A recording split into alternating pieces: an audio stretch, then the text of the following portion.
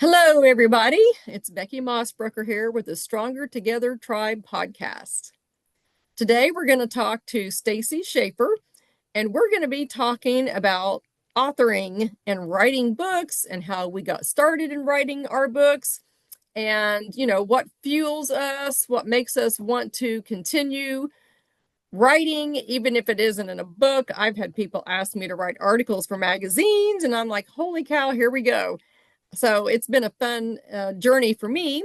So Stacy, tell me, how did you get started writing and what do you write about? Yeah, well, thank you so much for having me. Well, like you said, my name is Stacy Schaffer. I'm a child, adolescent, young adult therapist in Arvada, Colorado, which is outside of Denver. And I was hearing so many things. I'm approaching 20 years as a child and adolescent therapist. And there were so many things that I would hear over the years that I wanted to share with the greater public that couldn't be associated with a kid, that were it was too personal to like write then at that point. But I'm like, there's some universal truths that happen a lot that I hear that could benefit people who maybe won't be able to bring their kid to counseling for whatever reason. So I started cataloging some of those stories and some of those thoughts. And then also about a decade ago, I started doing my own healing journey to work through some of the trauma of my past. And so I'm like, well, there's some lessons in there too. So it's like it's a conglomeration of wisdom extracted and transmuted into something hopefully useful for the greater public.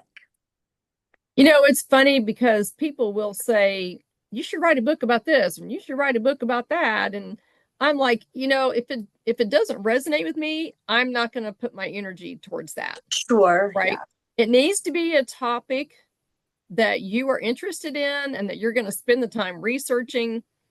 And I just have found, they'll say a title of something and I'll just be like, yeah, okay, just let them, go on. And then I'm like, nope. Like, nah, that's not something that I'm not interested in that. But so when did your book come out? Did you publish this one recently? Yeah, so my book came out in April, and Okay. I actually flew to Nashville to record the audiobook. Oh, And so I cool. did my own audiobook, and so that came out in May. And so it's still pretty new. And yeah, it's been really exciting, but it is in the newer stages. That is so cool. I didn't know that there were people.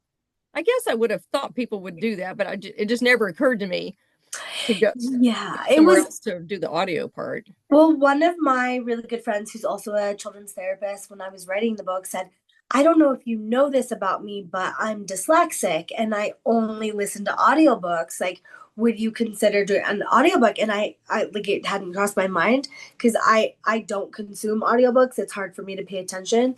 And so I was like, oh, well, I'll ask my publishing company. And so they partner. It was an amazing experience, amazing with Nashville Audio Productions. And so, but it's kind of weird to hear a friend pull up somewhere and they're like, do you hear what I'm listening to? And I'm like, that No, feels creepy, but thank you. And that's so, awesome, yeah, yeah, because I took a class at work. I guess it was last year. I think it was last year. Like a train the trainer kind of sure. class, right? And so I do training in my full-time job. And you know your topic so well, you don't think it needs to be improved upon because you could say it in your sleep, right? Sure. And the trainer was telling us, obviously not everybody learns the same way. We all know that. But do we know that? Like, do we remember that when we're writing books, like you're saying? I would not have thought to do an audio version, but you're right. Not everybody. I'm like you. I need to see it. I need to be in the middle of it.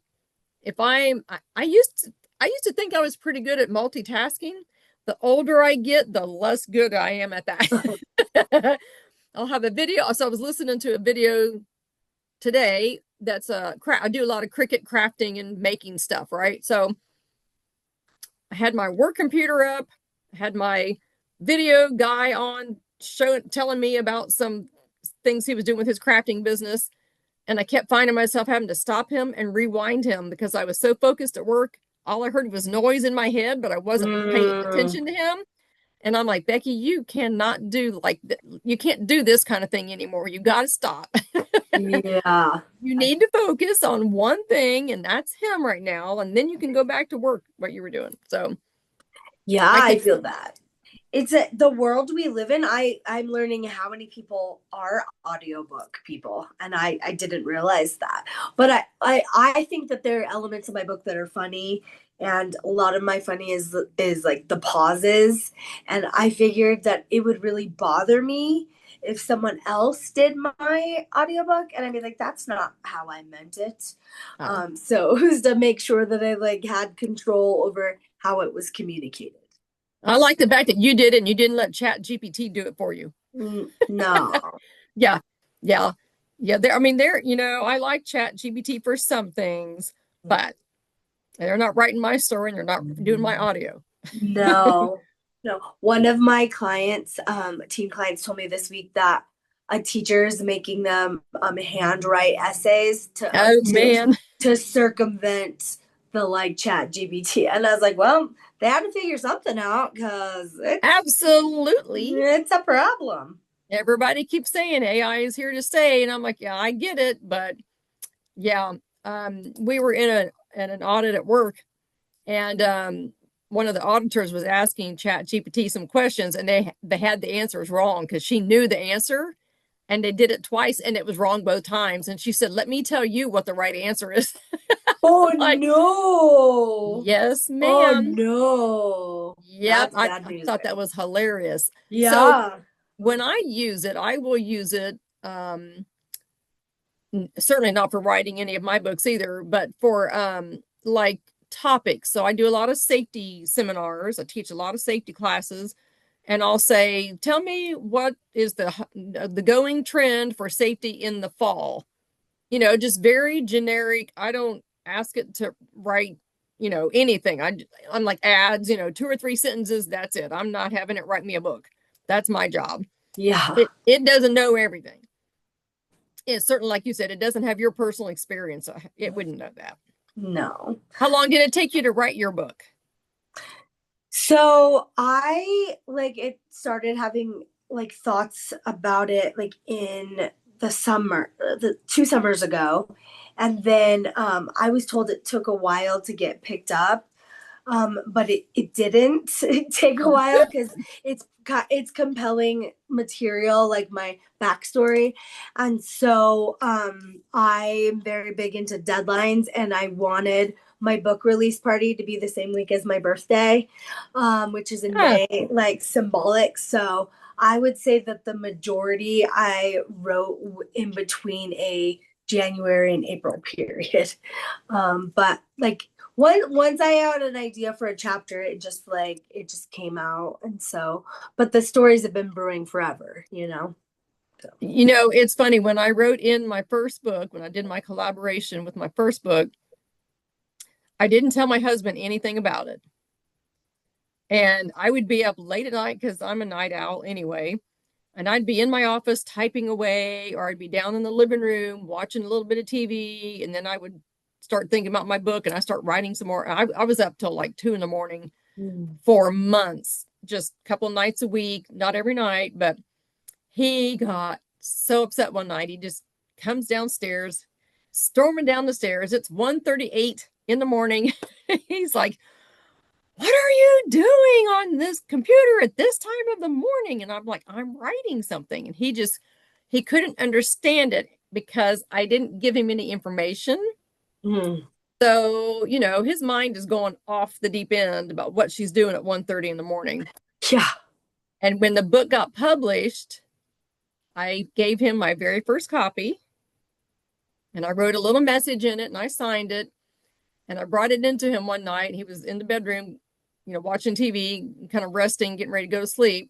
And I wrapped it all up and I handed it to him. And he opened it, looked at it, And he looked at the author and he just started tears. Oh, that's And then such a I sweet. started crying.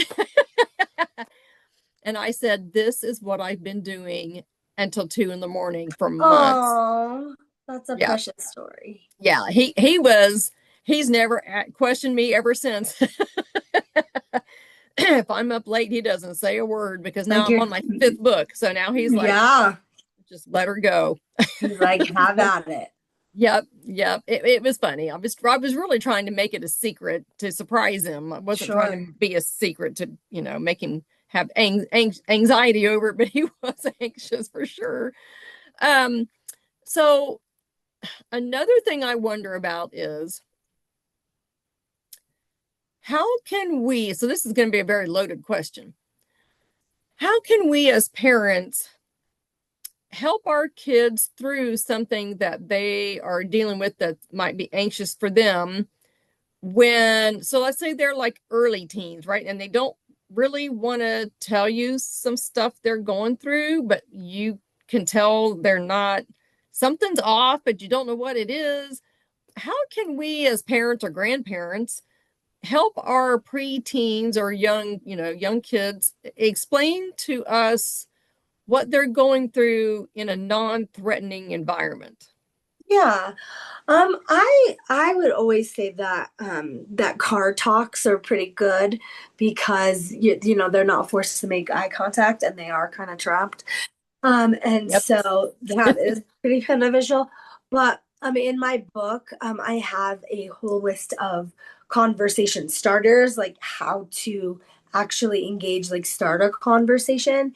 And one of my favorites is um, like help me understand what it's like to be you.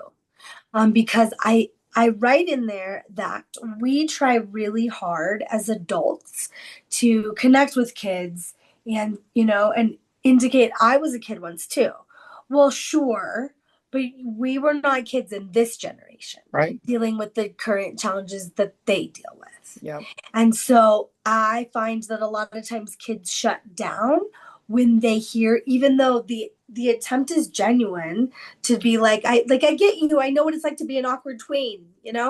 Sure, we all have like some of those similarities. We all had to deal with peers, school, all those things. But there's just additional challenges that the kids of today are experiencing that we did not.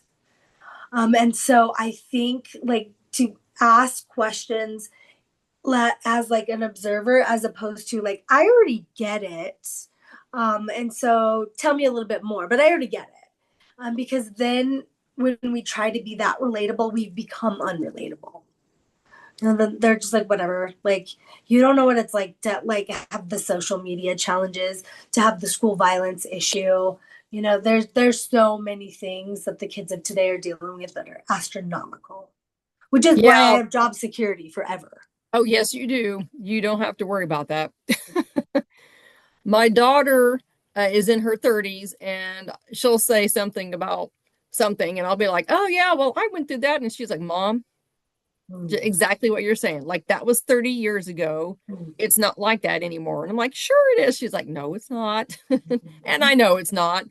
But, sometimes you want to relate to them, but I think it's hard sometimes to understand that, right, it's been so long ago, things have changed.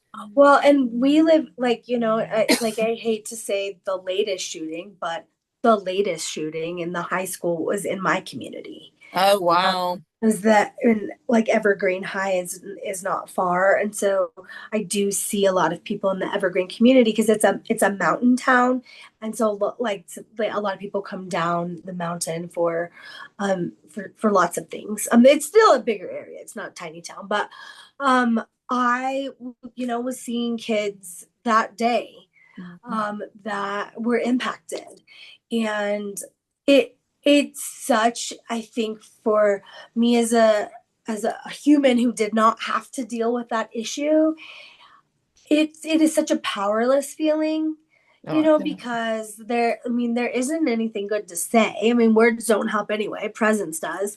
But to hear a 7-year-old come in that day and say, did you know that it was actually an angry man shooter and not a bad kid shooter this time. Oh no, was it the other way around? And I'm just Oh like, man. yeah. And then like jets off to another conversation, but you're 7. You're 7. Oh yeah. And so, like, some of the things that I hear, like, us as kid therapists are like, we're doing the best we can, but like, this is what we're given, you Yeah. know? And so I think it's so hard for kids on with that. I could talk about that issue alone for hours, but the reality is that, like, we don't have good answers for them. We Yeah, don't. yeah, right. What can you say, right? Because they can't defend themselves. The teachers can't defend themselves. I mean, they're just, No, what in yeah. the world can they do? Yeah, and like and it's like, you can point to signs of safety of what they do have, but also like there aren't assurances, and so it's so disheartening when kids say to me, like, how did you handle your stress when you were in that? And I'm like, kid, I'm really sad that this is the world you're living in. It Yeah, is not the world I lived in. yeah. I can see why a lot of parents would want to homeschool their kids Oh, for sure.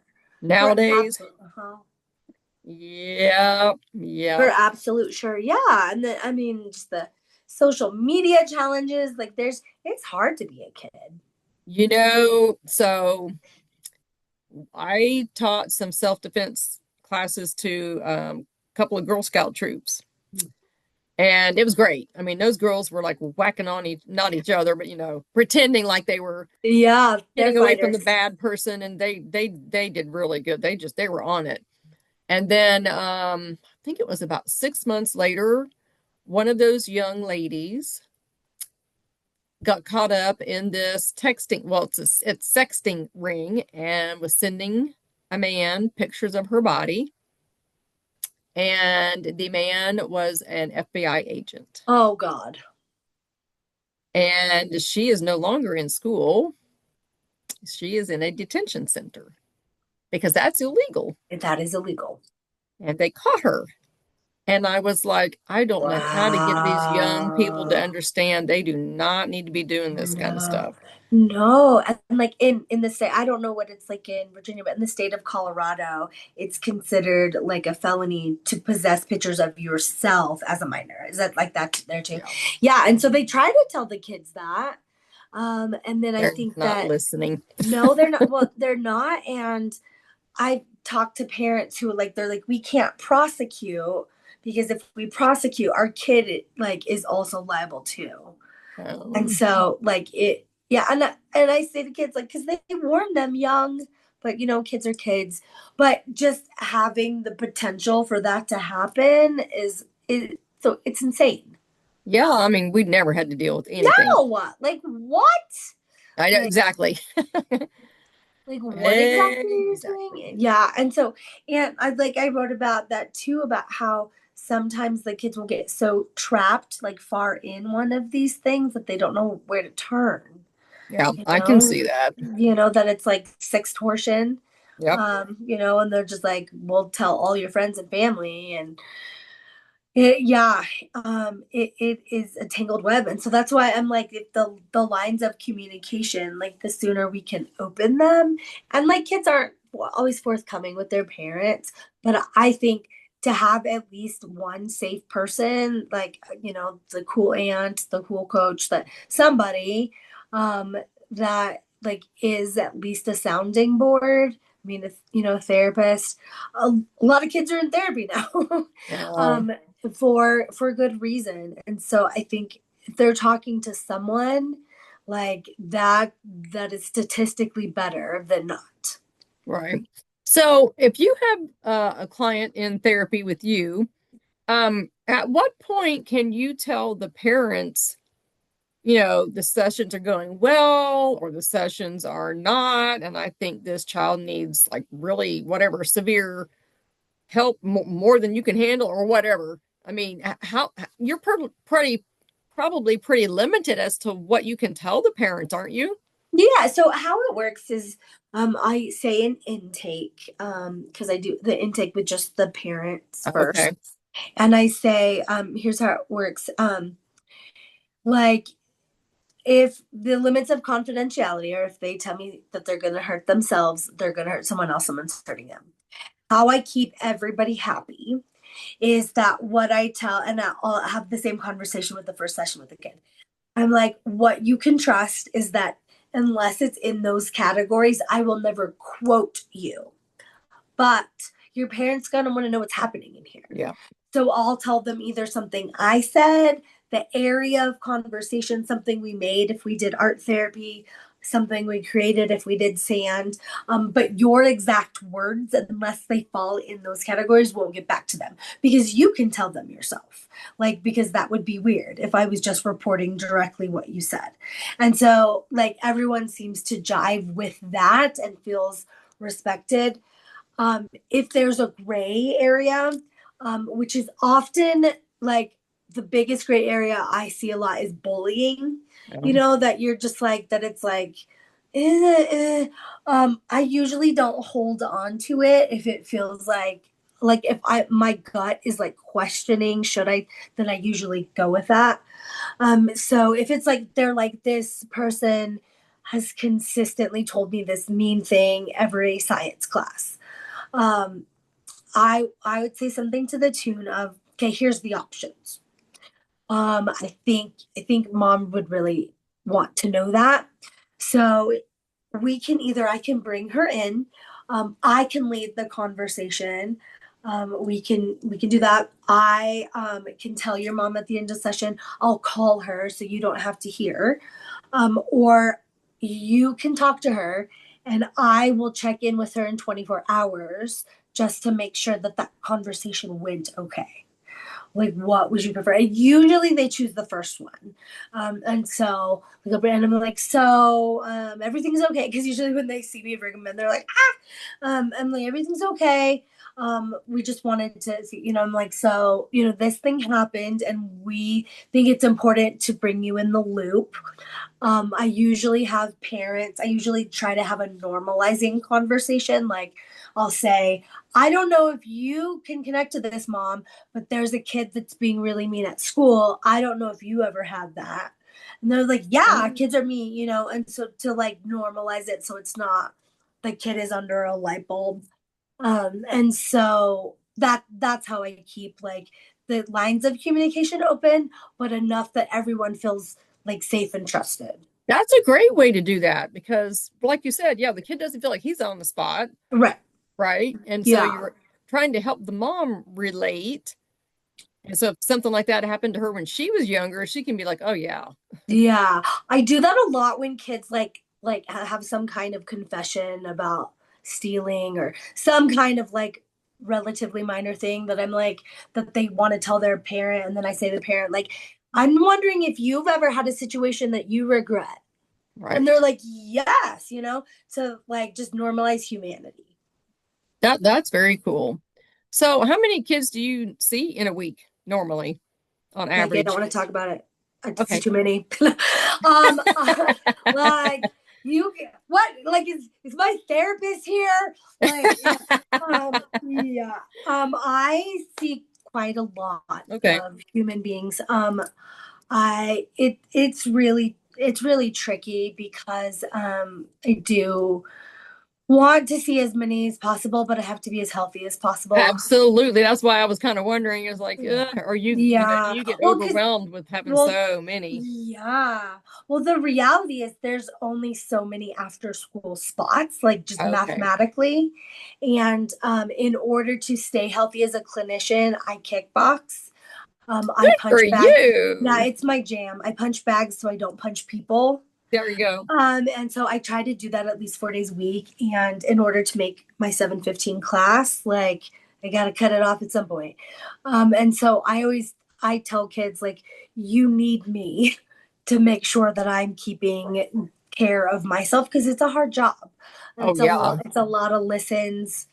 And so I have a pretty heavy caseload, but I'm full with a wait list, and so I don't take anybody who can only do after school at this point because I don't. It's not fair to the current client. Right. So I had a girlfriend who worked for our local police department years ago, And she was a 911. Well, she wasn't the dispatcher. She was the transcriptionist who transcribed the phone call. So this was, oh, maybe 20 years ago. And she, I think, lasted on that job for 2 years. She said, I couldn't do it anymore. I could not listen to those stories and hear those kids screaming in the phone, telling the police that their dads were beating them up or whatever. She was like, I just couldn't do it. And I No, thought, oh my gosh, there's no way I could handle that. I couldn't handle seeing a kid with bruises, no, yeah, knowing that he's getting that at home yeah. or, whatever. Any, I Yeah, and it's interesting because being in private practice is different than like community mental health. And so a lot of times if you're a clinician that say it's like a court ordered place, you're seeing like a different kind of caseload. gotcha. Here in private practice, I know that there's at least one solid adult that's driving them here. Right. And so I think the population, and sometimes that can be a lower socioeconomic population, that's painful when there's less resources Right. to offer. That's a different journey. Yeah, I bet it is. Mhm. So, your book, you said you published it in May. You said it came out in Well, May. my audiobook came out in May. Okay. So yeah, show us Um, your book. I wanted to see the front of it it. it's called With Love from a Children's Therapist, # lessons I've learned along the way. I have a little butterfly. I fought for my butterfly. It's kind of my jam. Aww. And so yeah, it's been doing pretty well. I'm pretty proud of it. It contains a lot. It's so the intro, like people are like, okay, like we're starting right out the gate, are we? Yep, we're starting right out the gate. And so I cover a lot of areas, and so my hope is that it continues to be helpful, because part of my heartbeat is that we say all the time, kids are resilient, kids are resilient. However, what are the adults in therapy talking about? Their childhoods. Yeah. And so, like, all my friends who are therapists for adults are like that, they're basically talking about when they were 9. Um, and so, my heartbeat is like, why don't we make it less challenging? Because it's still going to be challenging to be an adult because you've been outside. Yeah. Like, why don't we, instead of, because it's true, kids are resilient because they have to be. Yeah. What's your other option?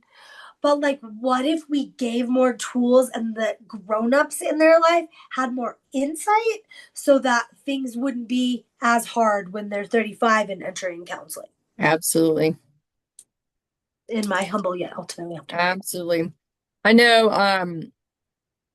So my husband and I have been married 21 years. We've been together 22. Congratulations. Big deal at this Thank day and you. age. Yes, yes.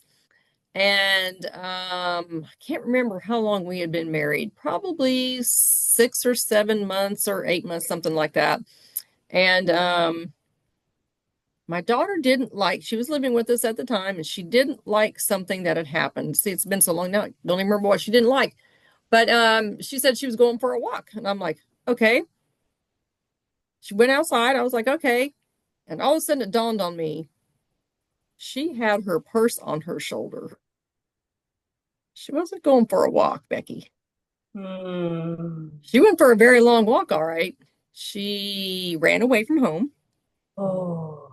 She wasn't going for a walk. I mean, she walked some streets over down the road, went to a 7-Eleven and called her dad at the time, called her dad to come and get her, who was my ex-husband. And yeah, she just, we went through that whole, she didn't like living with the Brady Bunch because my husband had 2 sons and then I had her. And so we had all 3 kids from different households together. And, it was the Brady Bunch. And the funny thing was, I thought everything was fine because the boys loved having a sister. She was older than they were and they loved her. She did not like.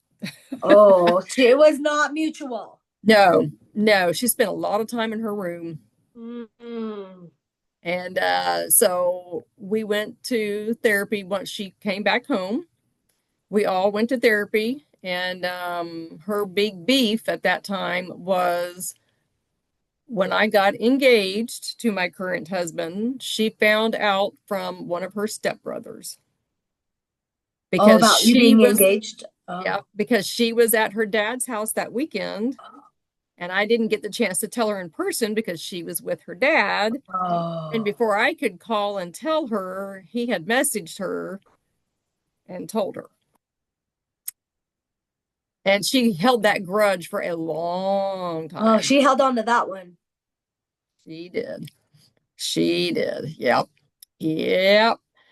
And that just broke my heart because I didn't know that she was upset about it. She never talked about it. And I thought, so to say all that is to say, when you have a blended family, do you have like one or two like top tips that you would give a new blended family, the mom and the dad, of how they can help merge these kids all together so that everybody feels included? Because we thought everybody was happy with it, and then come 6 months later we found out not everybody was happy with it.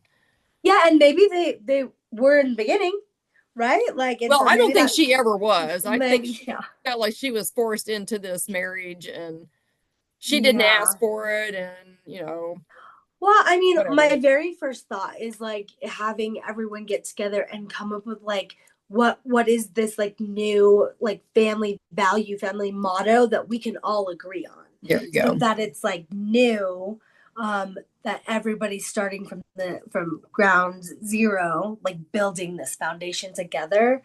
Because I think it can be tricky sometimes, like entering in, and it's like, well, we believe in this family, we can do hard things. Well, Yeah. like, okay, I believe that too, but like, I'm an outsider, and so I think Yeah. whatever new traditions, like new values, new mottos, like you can come up with together fresh, I think sets like a great stage. Yeah. I wish I'd heard this 20 years ago. My favorite teacher in high school wrote a review on Amazon, and it made me cry in the Nashville airport because that's when I saw it. Oh. And it said, "I wish I would have had this book for when Stacy was a kid and needed me." I know, needed me Oh. most, and I was like, and like Yeah. it's just interesting to think about like time warp and like if that had been something she had guidance for, like would my story be Right. different? Yeah. Because did you always want to be a clinician? Did you always think Yeah, that was going to be where you were going to head? there's a picture of me when I was 5, and I was counseling my Care Bears in a group, Oh, and cool. like Grumpy Bear was not willing to work things out because you have to be willing, to be an Yeah. active participant. And so yeah, I always felt really misunderstood as a Oh. kid, and saw like examples of adults not getting it right. And I was like, surely there has to be some kind of adults that are good with kids. And so, yeah, I think I mean, I really wanted to help people a long time. My mom died when I had turned 22, Oh. and I'm an only child, and it was my last living family member. And Oh. so I was like already headed to grad school to be a therapist, but I wasn't dealing with my own stuff yet. No. And I was like, let's help other people, because a lot of times people enter into the counseling profession being like, I'm just gonna push my stuff here, and eventually it catches up to you. And that's what happened like a decade before my book, that I was like, oh, maybe I should start doing my own work. Here's a thought. And so I think it's made me a better clinician. I know it's made me a better clinician to do my own work. And that's one of my like firm pillars, that therapists should be doing their own work for however that looks like for them.